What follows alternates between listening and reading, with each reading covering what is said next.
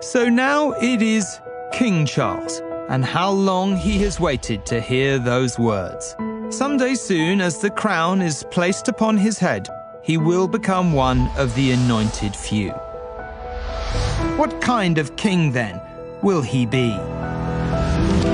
He's been called sensitive and selfish, intelligent and passionate, dithering and difficult. There are many different views of the man and his mission. So how will he manage his task? This is the story of the man we think we know, and his moment, and what it will mean for him and for us, now that he is at last King Charles III.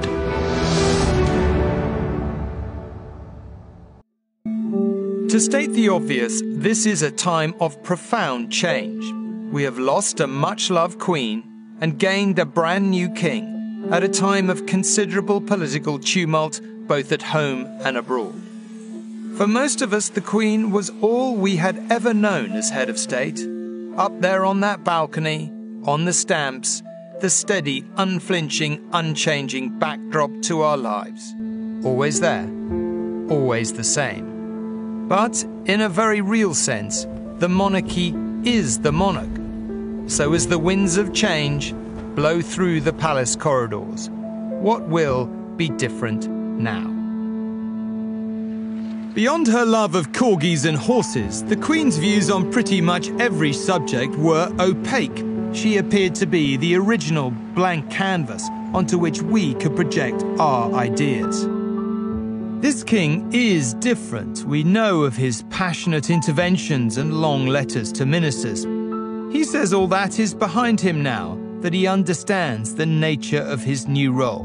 But will he, indeed should he, change? I was once doing a program about the Prince of Wales, and he looked at me straight in the eye and he said, "Do you know what people don't understand is that I really love this country. I have a passion for this country. And I will continue to speak out on things that concern me about this country." And I think that, almost more than anything else, encapsulates what he is and encapsulates the monarch he will be. Your deliberations over the next 2 weeks will decide the fate not only of those alive today, but also of generations yet unborn. He's thought very deeply about the role and its nature. So I think he understands completely the role, our institutions, our history. But crucially, I think, like his mother, it goes beyond duty and service. It's also about an understanding of the British people. And that's very important to getting the role and the monarchy and its evolution right. Of course, this is not 1952. He can't, wouldn't, and possibly shouldn't try to emulate his mother. When the late Queen came to the throne in 1952, we had a fairly mystical monarchy, and around a third of the people in a survey taken about that time thought she'd been chosen by God. Of course, religious belief was much stronger in the 1950s than it is now. People don't think in that way now. They ask about every institution, not has it existed for a long time, but what use does it do? And I think the new king has understood that point. Some changes he is said to have had in mind for a long time, and they may come through swiftly. Charles will scale down the monarchy quite dramatically. A lot of the minor royals, I think, will fade away. It'll be quite a tight-knit group. He will scale down the number of houses they have. I think we will get a leaner, meaner monarchy. At the start of this story, it is perhaps fair to say one thing. It's always been hard to find anyone to say anything negative about the Queen. But King Charles divides opinion rather more, for good and for ill. He is an honourable man who has done his level best in every walk of life. He's one of the best prepared, best informed kings that has come to our throne for a very long time, if not ever. My wife always used to say that if she was going to one of those state events, please let me sit next to Prince Charles. He's the most charming, most talkative, most intelligent. person that she'd ever sat next to. I don't think there's any doubt he's extremely egotistical, but he's had an awful lot of flattery telling him that he is the most important human being in the universe, practically. So, he is concerned and caring, but is said to be rather self-centered. Not perfect then, but who amongst us is? It is a harsh light we shine on those who wear the crown. If this is the man, or something like it, how did he get here? Here is the first picture of His Royal Highness Prince Charles of Edinburgh, second in the line of succession, just 4 weeks old.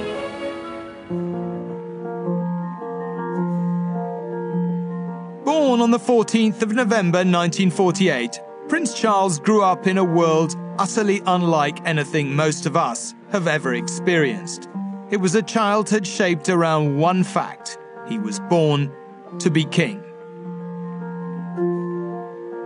The royals, they live in this very strange, isolated world. I dubbed it Planet Windsor, and it operates on a slightly different set of rules to planet Earth, and it breathes a slightly different form of air, and it looks like ours and it sounds like ours, but it is very lonely there. Leaving her home on what must surely be the greatest day of her life, Queen Elizabeth drives to her coronation. His mother had the crown placed upon her head in 1953. Her young son, at just 4 years old, looked on along with the rest of the world. She was just 27 and keen to make her mark on the world stage. When he was very young, his mother became queen. And the bond, therefore, between him and his mother, I think was never quite as strong as it might have been, because she had a lot of duties to perform, but she was, at the same time, a young mother. The children lived on the top floor of Buckingham Palace, where there was a nursery wing. The Queen would sometimes go up and visit him, but more often than not, she held back. She wasn't that all-encompassing comfort that a child normally expects from a mother. The young prince would form a close bond with the Queen Mother. His parents were often away touring the world. Their tour of the Commonwealth in 1954 lasted 6 months. Finally, the royal yacht docked back in Britain, and dignitaries all lined up to meet the Queen, and the young Prince Charles was there. You know, finally he's going to get to see his mother again, and he was so eager that he lined up with the dignitaries, and the very first words she apparently uttered to him on seeing him after all these months was, "Not you, dear." Life in the palace was protected and isolated. Charles was by many accounts a sensitive young boy, his personality in stark contrast to that of his sister. Charles is a very different character from his sister, Princess Anne. When sort of contemplating a pony, you know, she would leap on it and ride off. He would be perfectly well aware of its various possibilities, that what it might do to you in the way of bucking you off or kicking you or biting you and all those things. He wasn't a sort of gung-ho character. You might say Prince Philip was a father of his generation. In a word, tough. If you equate Charles to being like a plant, some plants need to be sort of stressed in their pots, which was the sort of Prince Philip attitude, and then they sort of flower beautifully, and others need a little bit of watering each day and a little nurturing, and I think that's what his character was much more like. Over the years, some royal observers have said it was a difficult relationship. I think Charles had a miserable upbringing. His father said when Charles appeared, it takes a man to have a son, and then he decided that Charles must be made into a man's man. I think what he wanted in his eldest son was somebody in his own image, and what he got was this very sensitive boy. He never made Charles feel good about himself.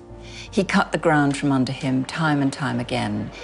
But Charles has this absolute adoration of his father, and throughout his childhood and his adulthood, Even into his 60s, he was still trying to please his father and to get his father's approval and admiration, and it was something that was very hard to get. Philip's robust approach to Charles would extend to his education and a school that would be pivotal in defining the new king's character. Just off the Moray coastline in Scotland lies Gordonston, an outward-bound school which over the years has been temporary home to other lords and royals from around Europe, including Prince Philip. Charles was 13 when he arrived. If it doesn't necessarily look like much fun, for him at least, it wasn't. The day started always with a little bit of a shock in that no matter what the weather, we would have to get up, put on a pair of shorts, no shirt, and we would go for what they called a morning run. Didn't matter whether it was snowing, raining, or anything else, you would run, and then you would come back, and you had to have a cold shower, which lasted a microsecond. But we did that every day. John Stonborough and Somerset Waters were Gordonston contemporaries of Charles in the 1960s. They now spend much of their time here in the US. Their time at Gordonston with Charles might belong to a different age, but it left a lasting impression. One of the mistakes that was made when Charles arrived at Gordonston was that we were all told, everybody said, he's just to be treated like everybody else. But he wasn't everybody else, was he? He was going to be King of England. And he had a private detective. We didn't have private detectives. And when he came, they strengthened all the rules, and it became a stricter school. And I think that some people took it out on him. I actually witnessed one straight sort of attack on Prince Charles during a rugby game when he was in the scrum, and one guy pulled his ear, and another guy punched him right in the scrum. And there was a little bit of pride, you know, that somehow that these people had managed to clock the future King of England. Charles learnt about adversity, how to handle it, and also how to escape from it. Outside of class, I certainly remember encountering him in the school library. He conveyed to me that he loved to fish. And he loved to get away by himself, perhaps with his chaperone. And that was indicative to me of his sort of quiet, patient personality. He loved to be by himself, to be able to sit quietly on a stream. Despite some unhappy aspects back then, Gordonston is ultimately said to have given Charles some inner belief. He found it difficult to make friends, partly because people found it difficult to make friends with him because they got teased if they tried to be his friend. And in fact, they would make sort of slurping noises, sort of sucking up and being, quotes, the king's friend. But you know, he was the most remarkably stoic person. He never complained, he never whinged about it, or certainly not that we were ever aware of. He just put up with it, he got on with it. And I think that Gordonston probably put a little bit of steel in his backbone. It's a paradoxical element in his school days. First of all, bang, he was flattened. Secondly, he survived, and therefore he became stubborn, truculent, petulant even, in insisting that he was right. And I think he came to the conclusion, really, that having survived this, that he could put his trust in princeliness. He could expect that if he stuck to his guns, he would win out in the end. If Charles had survived some tough times in his early school days, he was hardly alone. And like many of his contemporaries, he soon found that the world beyond was considerably more enticing.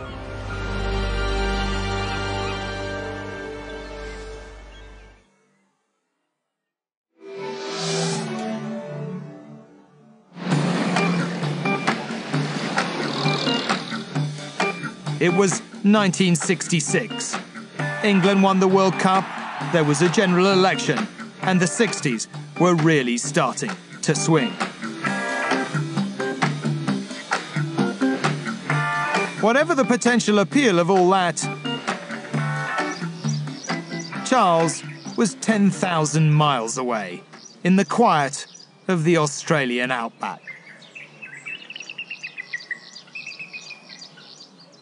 He would spend 2 terms at Timbertop, the wilderness branch of Geelong Grammar School in Melbourne.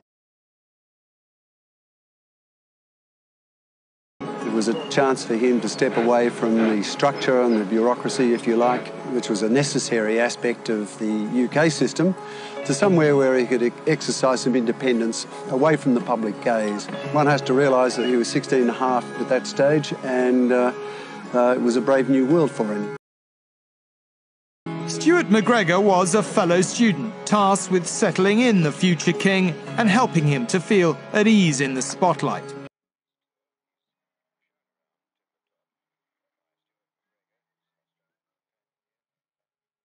As a supervisor, as a tutor, it really gave him his first, I think, real taste of leadership. And he responded very effectively to that. Timbertop was a world apart, and in these beautiful surroundings, Prince Charles did seem to flourish. He was one of the most receptive pupils I've ever had. He was already an historian at heart. He was writing historical essays about the 16th and 17th century monarchs in particular, William the Silent, Louis XIV, and so on, whom I think he understood in a unique way in my experience, because he was seeing them from within. He knew something of the lot of a ruler. Michael Collins Peirce was Charles's history tutor and mentor in 1966. He encouraged the young prince to learn lessons from past kings and queens, and was key, many think, to instilling more confidence in Charles.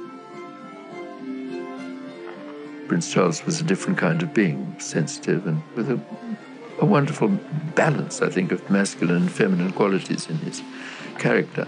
Timbertop played an important part in the evolution of somebody who could not only satisfy his father, but also deal with all kinds of people, which is an ideal, of course, for a monarch in waiting. Sensitive, intelligent. The difference we made probably was to give him more confidence at a crucial time, so that when I saw him again, I sensed that the confidence was there. In Australia, Charles was on public display without his parents by his side for the first time. It was a raw and unedited lesson in what the royal family meant to people living in countries across the world.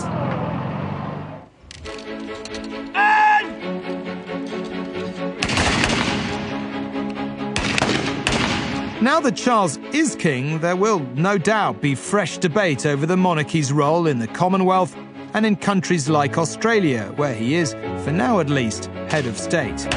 You're in time! March! Here in Victoria, they're reenacting the critical years of British colonial rule.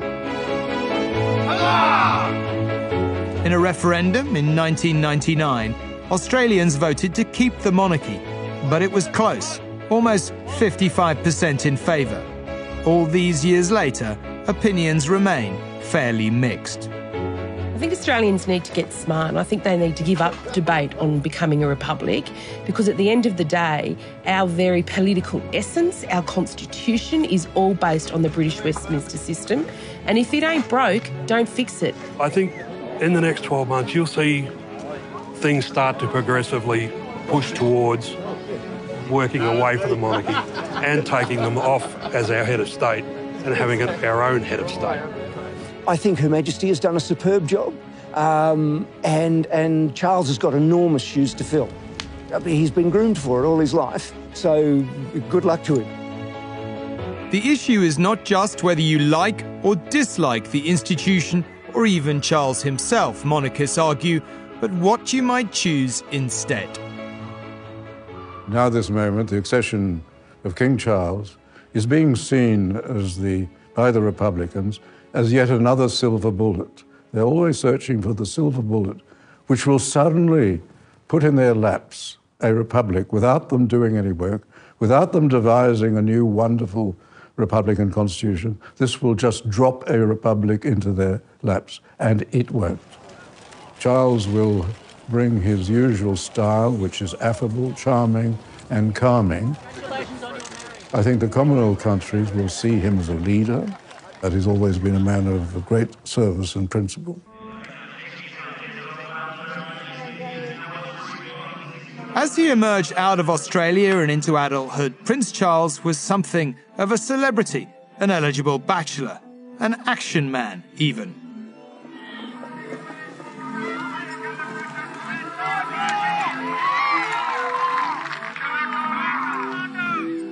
Charles was he was a great outdoors man. He's very hardy and he's tough physically and very resilient.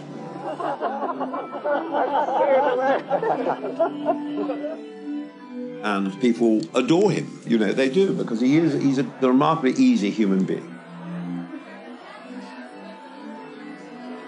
But beneath the bold, confident exterior, the media image of its time, the prince remained perhaps a more anxious individual than the wider public was led to believe. He wrote quite a lot of letters at that period of time, and he talked to a lot of people, and most of what was going on the inside was not fearlessness, but great fears about who he was, about how to interact with women. And so that period of time where he was seen as this action man was actually one of the times there was the greatest dissonance between his public persona and his interior world. The shadows of the past haunted him too. The abdication crisis of 1936 still hung over the monarchy. Charles's great-uncle, Edward VIII, had relinquished the crown in order to marry the love of his life, a divorcee that politicians and the public couldn't and wouldn't accept. Some viewed it as a cautionary tale, a warning to future generations. Charles then was under considerable and consistent pressure from within the family and without to find a suitable match.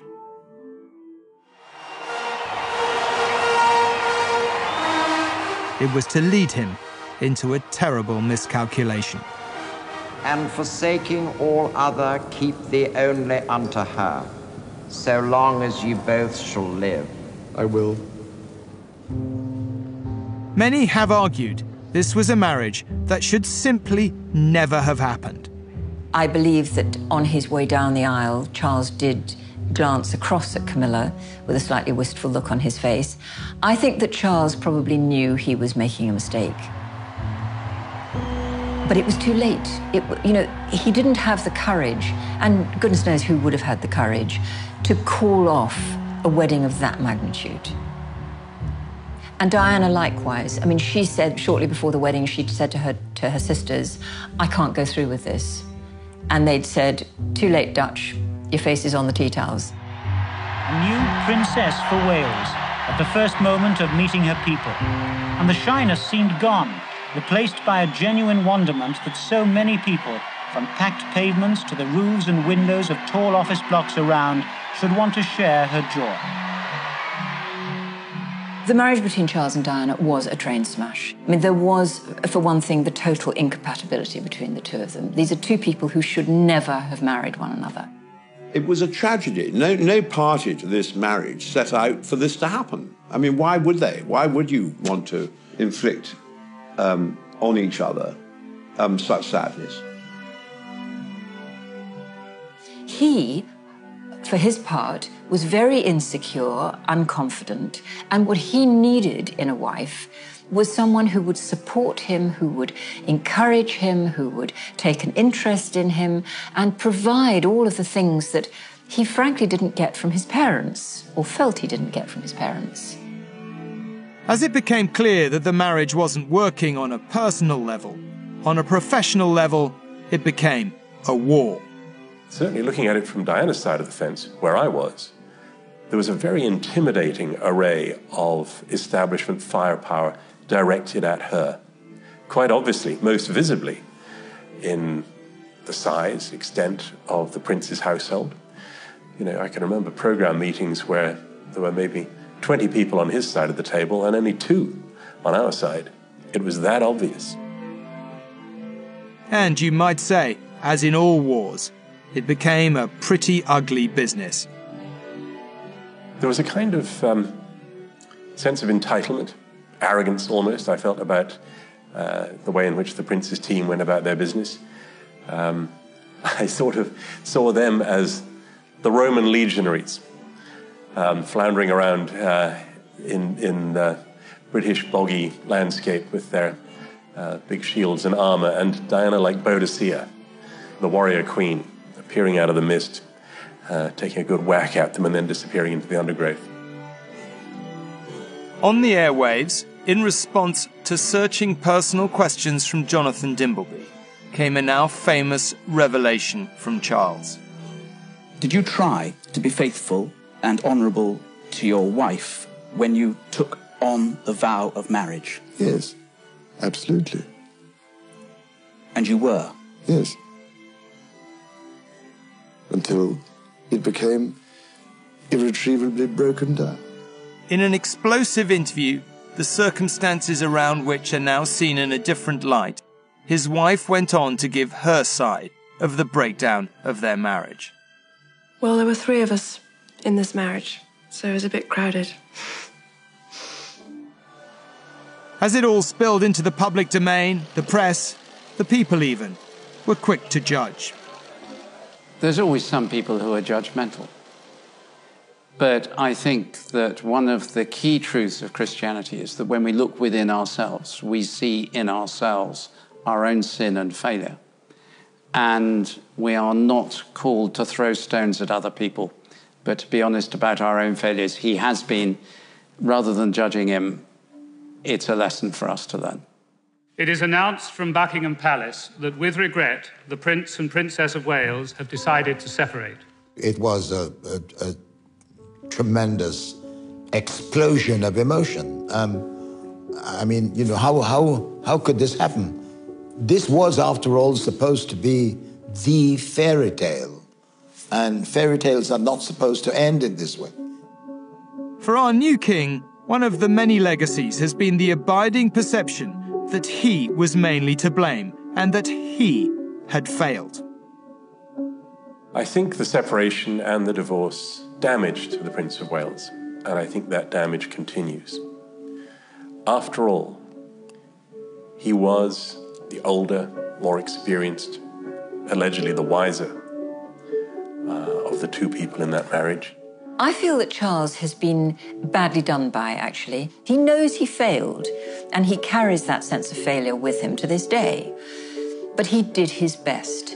But the public, by and large, I think, condemn him for having failed.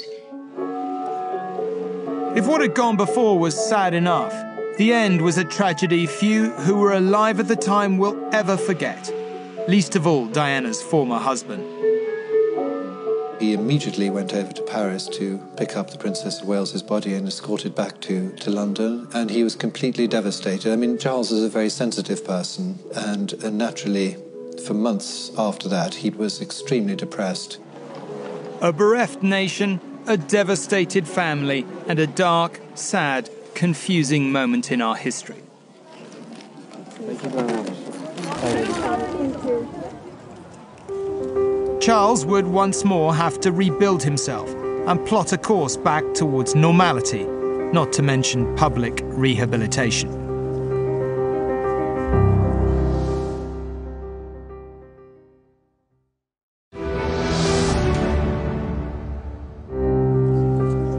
The recovery from Diana's death and how King Charles achieved it owed a great deal to the woman who had always been there, for good or ill. And one might say, for better, for worse. Camilla stuck with the prince, and I think she is responsible, single-handedly, for the transformation that came over the Prince of Wales. When Diana died, he was in the most terrible place, emotionally, mentally, and she has picked him up. She has turned him round and will make him a better king than he would otherwise have been.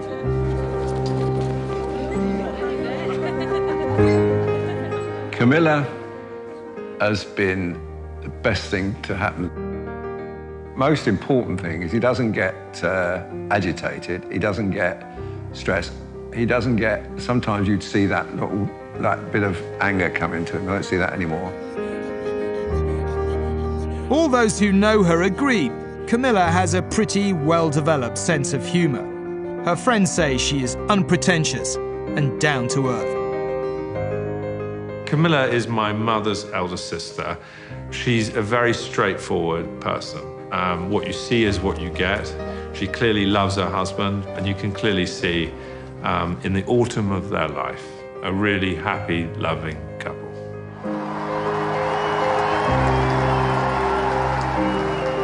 He married my aunt.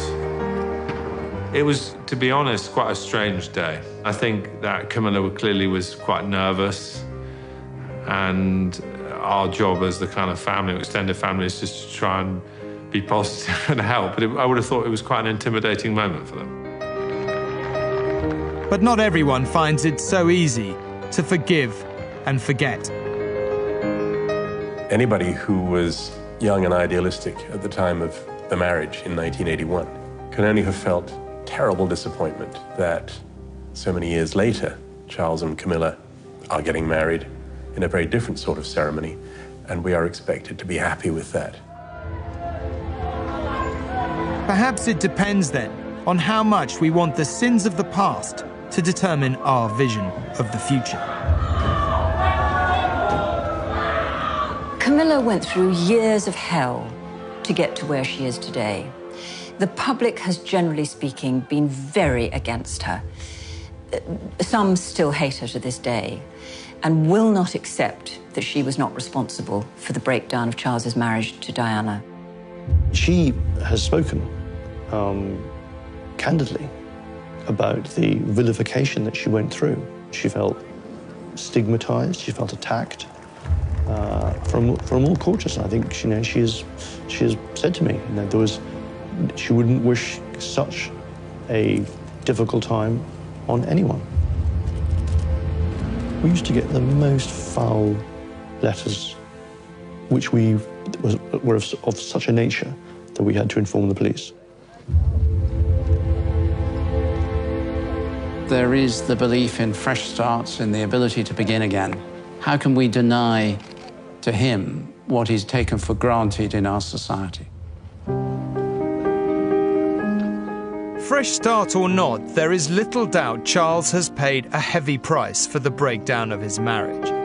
And it is hard to avoid the conclusion that a part of that is in his relationships with his sons. It is difficult for outsiders to get a real handle on the truth. It was always complicated, though few then could have predicted the discord of recent years. Charles has always had quite a difficult relationship with his sons. He was a good father in as much as he helped them over the death of their mother. Oh, yes, so nice. But inevitably, his marriage to Camilla has been difficult for them because they knew what their mother thought of Camilla. I think he wasn't as hands-on as he might have been. He's always been driven by his sense of duty and his need to work. But as Archbishop Welby says, the chance of a fresh start is a critical aspect of Christianity, even, you might say, of humanity. So this is perhaps a good moment to consider the fact that the new king is now the head of the Church of England, which still retains a central role in the life of the state. His mother's Christian faith was profound and deeply felt. So what about her son? Every indication is that for him, his personal faith is something of immense importance. He is someone who has a deep appreciation of the mystical, of the inner life. In a way that's very challenging, his commitment to retreats for prayer, which he does from time to time, just to reflect, to be with God, to be quiet. One of the things that he does in his leisure is to sit and pore over religious texts in these little follies that he dots about his properties. He likes to be on his own. He likes to be secluded like a monk, reading religious texts. As king, Charles will be defender of the faith when he's crowned. But he has made clear over the years that he sees the role as stretching beyond the realms of one religion. Jonathan Dimbleby's 1994 interview shone a light on the depth of the prince's strength of feeling. I personally, you see, would much rather see it as defender of faith, not the faith, because it means just one particular interpretation of the faith, which I think is sometimes something that causes a great deal of problem. It has done for hundreds of years. People have fought each other to the death over these things. To many British Muslim scholars, Charles has been one of the most imaginative and far-sighted figures in the Western world. One, indeed, who has stuck his neck out to defend Islam against ignorance and discrimination. A speech in 1993 entitled Islam and the West was, say many, years before its time, and it would reverberate across the Islamic world. The links between these two worlds matter more today than ever before, because the degree of misunderstanding between the Islamic and Western worlds remains dangerously high. Before he delivered the lecture, I must say I had no idea of what tremendous impact it was going to have. Farhan Nizami is director of the Oxford Centre for Islamic Studies, of which Charles has been a patron for decades. He was there for that iconic speech. The very fact that a person in his position was prepared to stand up, to say those things, and to express it in such a genuine fashion, I think that is what made the difference. We had Nelson Mandela come and speak at the center. We have had senior world figures. But in terms of its shelf life, I think the Prince of Wales's lecture is in a league of its own. Our judgment of Islam has been grossly distorted by taking the extremes to be the norm. That, ladies and gentlemen, is a serious mistake. It went on to alert us to the prejudices and stereotypes that are taking over now, and that we cannot allow our mutual ignorances and differences to lose sight of the commonality between these two worlds. Prescient, forward-thinking, ahead of his time, our new king has been praised in some quarters and mocked in others. Throughout his life, though, he has been keen to let the world know his views. Take this on the proposed extension of the National Gallery in 1984.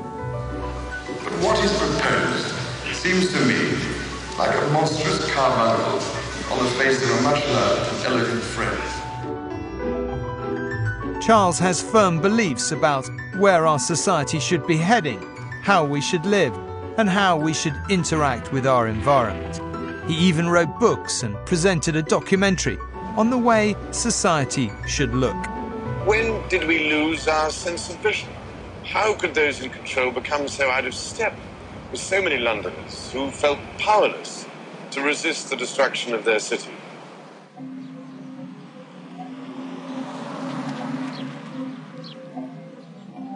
To see Charles's philosophies in action, you could go to Poundbury in Dorset. It's a town quite unlike any other.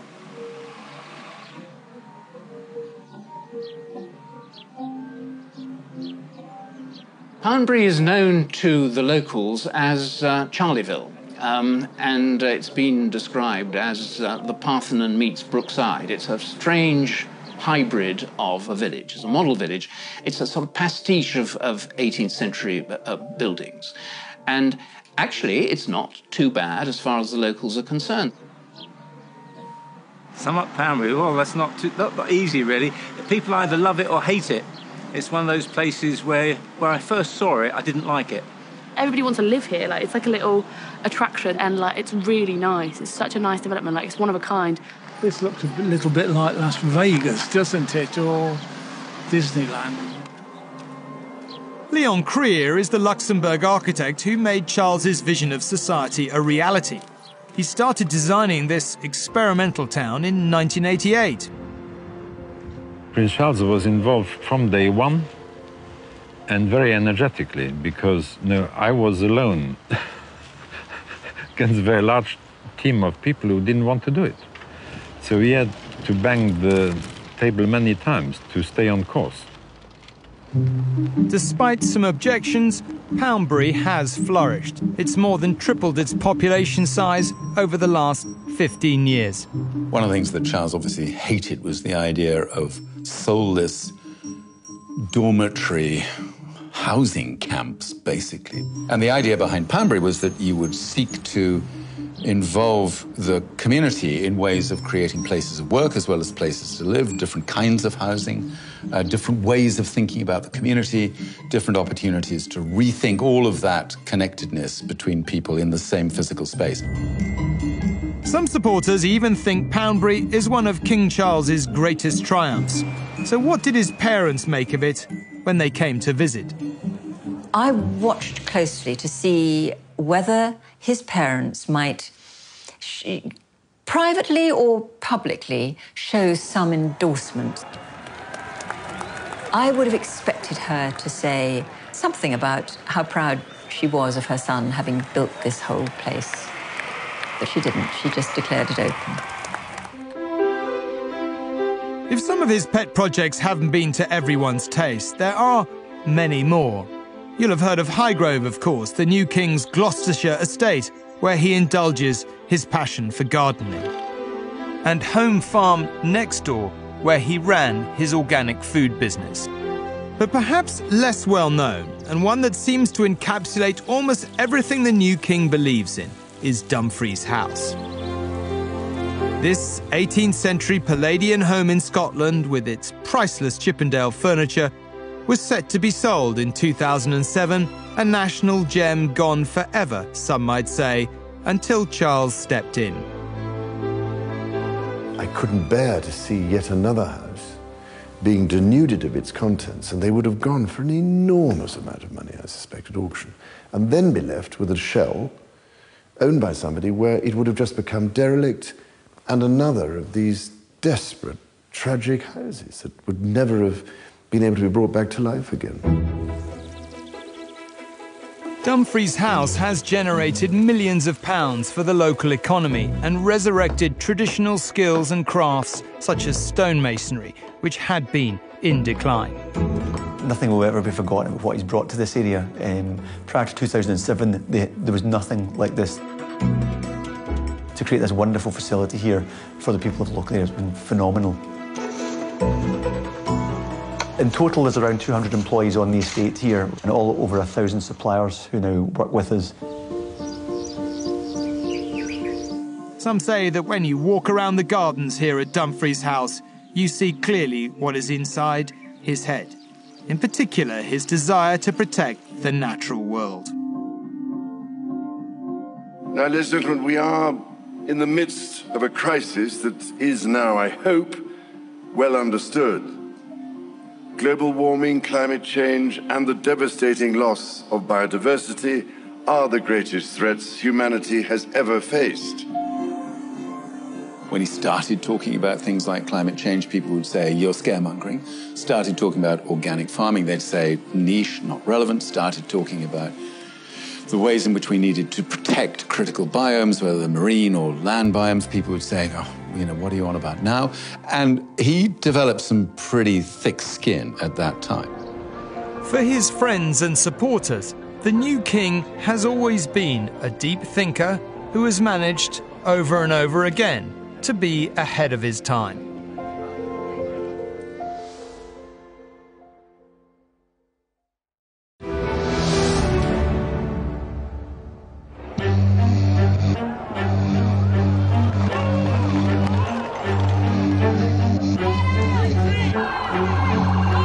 If you really want an example of what a difference King Charles can make, friends argue, take a look at what happened after the riots in 2011. Flames leap into the night from a double-decker bus burning on Tottenham High Road. More than 300 rioters threw petrol bombs, stones and fireworks at police. Several shops and homes were also set on fire. The riots is deeply etched into my soul. It was an awful, apocalyptic moment.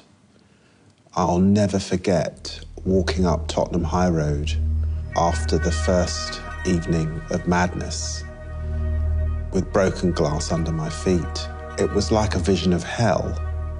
It was a devastating, devastating moment because for so many of those people who'd lost everything, there was a profound sense that their neighbours had done this to them. It felt as if that part of London had quite simply been brought to its knees. Prince Charles gripped the riots as if they were in his backyard. He came quickly, he brought Camilla, and he just kept coming back. Hi Camilla, how are you? You all right? Welcome to Tottenham. Welcome to Tottenham. He'd gone involved in meetings, corralled people, brought them together. And the thing was, he didn't just come on his own, he brought his charities with him. The Prince's Trust to support young people who had got caught up in the riots. He bought all the businesses that have supported him over so many years, and that was critical for us. And I've got to say, actually, he put more effort in than, you know, even prime ministers and leaders of the opposition. They didn't come back. Perhaps we shouldn't be surprised by our new king's response to the riots. His Prince's Trust grew out of similar circumstances in the early 80s. Back then, unemployment was above 3 million, and there were riots raging in cities across the country.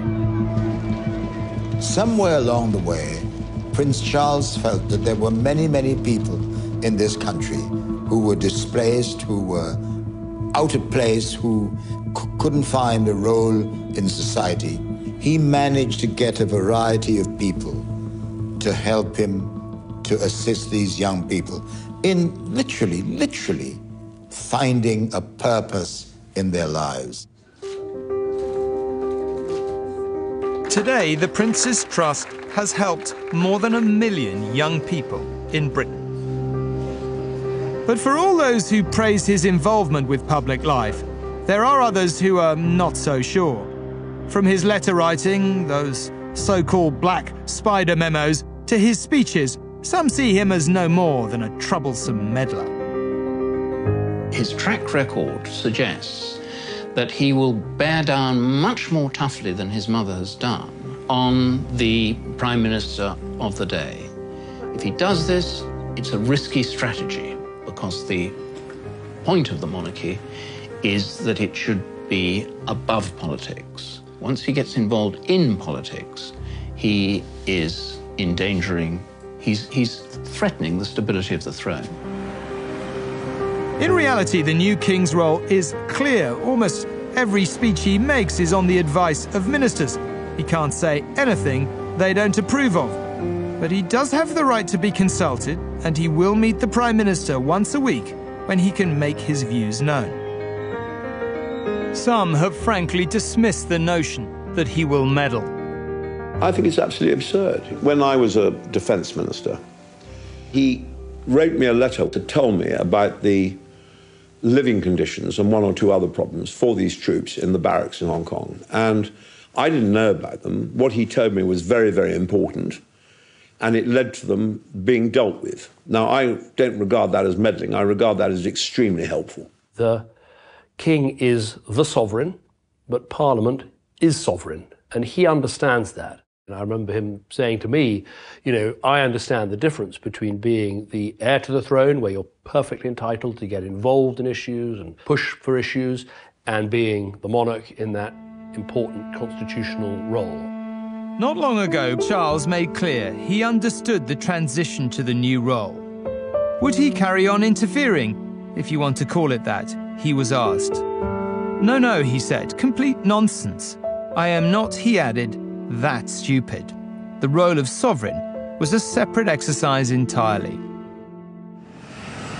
The monarchy in Britain has existed in various forms for over 1,000 years, through rebellions and revolutions, or the like, reformations and restorations. King Charles will inevitably make his own mark, So are we about to live through a period of continuity or one of change? Will Charles be simply a kind of footnote, small reign at the end of this epic Elizabethan age? Or even with a relatively short reign, will he be able to use it to transition and redefine the monarchy into something fit for the 21st century? And in that sense, make it an easier task for his son, William, when he eventually inherits the throne. He has already been tested. The family has expanded and evolved, with his sons embarking, as Harry put it, on very different paths. The decision that I have made for my wife and I to step back is not one I made lightly. There have been explosive revelations, not least this interview with Oprah Winfrey, which shed light on a painful divide between father and son. Is he taking your calls now? Yeah, he is. There's a lot to work through there. You know, I feel really let down because he's been through something similar. He knows what pain feels like. The Oprah Winfrey interview certainly was a moment where the tensions between Harry and his father and brother were really ratcheted up. And the couple even levelled accusations of racism at an unnamed member of the royal family. The battle lines have been drawn. If I had to sort of predict where the first tension point will be, would it be between monarch and people, palace and people, palace and press? Actually, it could end up being, you know, former Prince Harry and his father. And that really is quite a remarkable thought. In recent weeks, there have been signs of reconciliation and olive branches, in public at least. I want also to express my love for Harry and Meghan as they continue to build their lives overseas. But there seems little chance as yet of the wounds between Harry and his father and brother being healed anytime soon. And in this conflict lies one of the monarchy's perennial issues. How does the heir manage the spare in a hierarchical, rules-based system where money and power is determined by birth, and where marriage can create a new and different dynamic? Could Charles fashion a different model, if not for his sons, perhaps for the next generation? King Charles's brother Andrew poses a very different test, enveloped in a scandal of his own making that, despite his role in the Queen's funeral, has seemingly condemned him to the periphery of the monarchy. There is one other thing that does worry some observers: Charles's management style.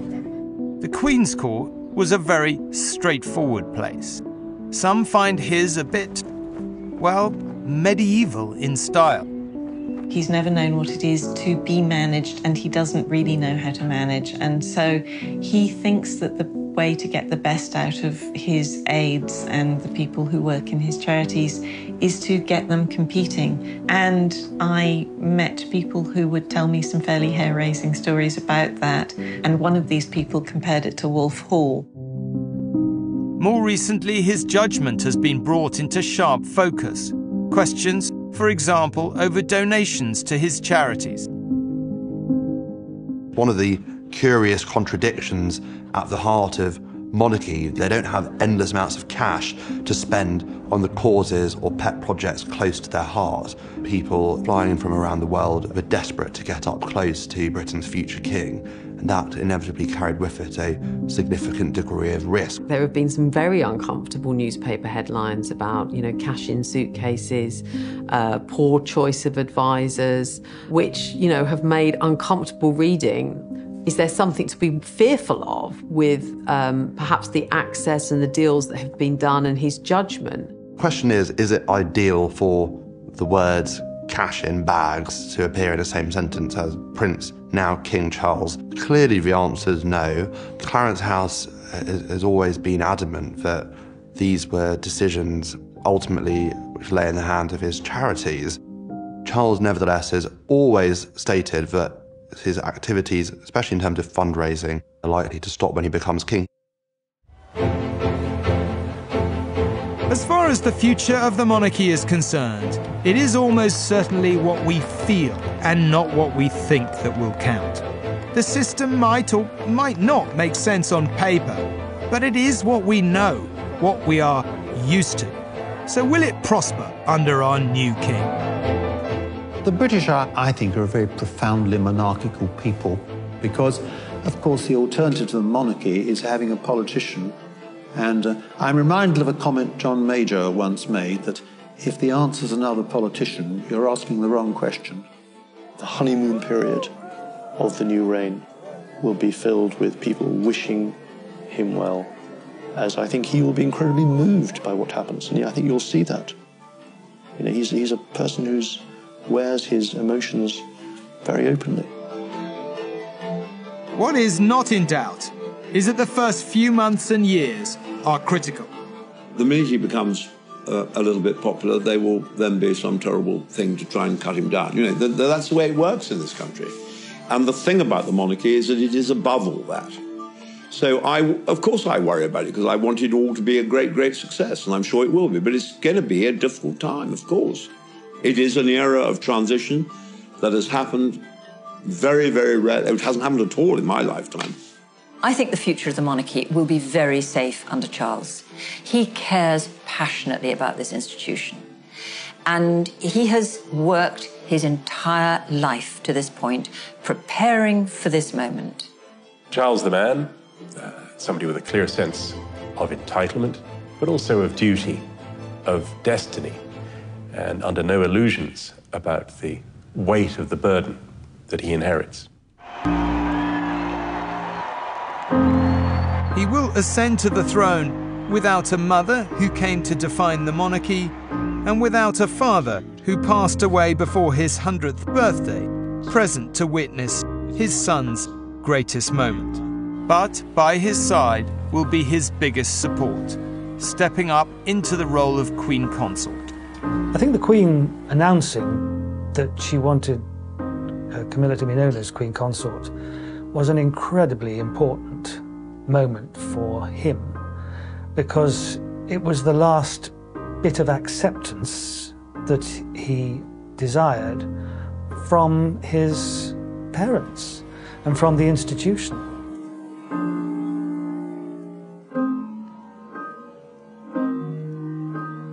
So the countdown to his coronation, his moment of destiny, has begun. And on that day itself, when it dawns, the world will be watching. To crown a king, to crown a monarch, is something that no archbishop's done for a very, very long time indeed. It feels an immense responsibility for the coronation to be something in which the whole country is swept up in celebration. He's terribly aware of what goes on. He'd want to continue to be aware, and that's the kind of king he's going to be. King Charles, the man I know, is a humble, kind, opinionated, caring man. He is a great role model for many people and has been a great role model for me personally. And I'm proud he's our king, and I'm proud to know him. God, I hope I can cover the coronation. I really would love to do that. Even if I have to do it in a wheelchair, I'm going to try and do it. Because, you know, I'll just be so proud when I see him put the crown on his head. I think that'd be a proud moment for him and me. It is hard to imagine what a life so constrained by destiny is like. So full of privilege, so devoid of choice. But in a way that only a few of the rest of us ever manage, he can make his mark on history now. He walks in the footsteps of the vain and the venal, but of the great and the good too. This is his chance. And like it or not, love him or not, the king he is and the king he will be is something that cannot fail to have an impact on every single one of us.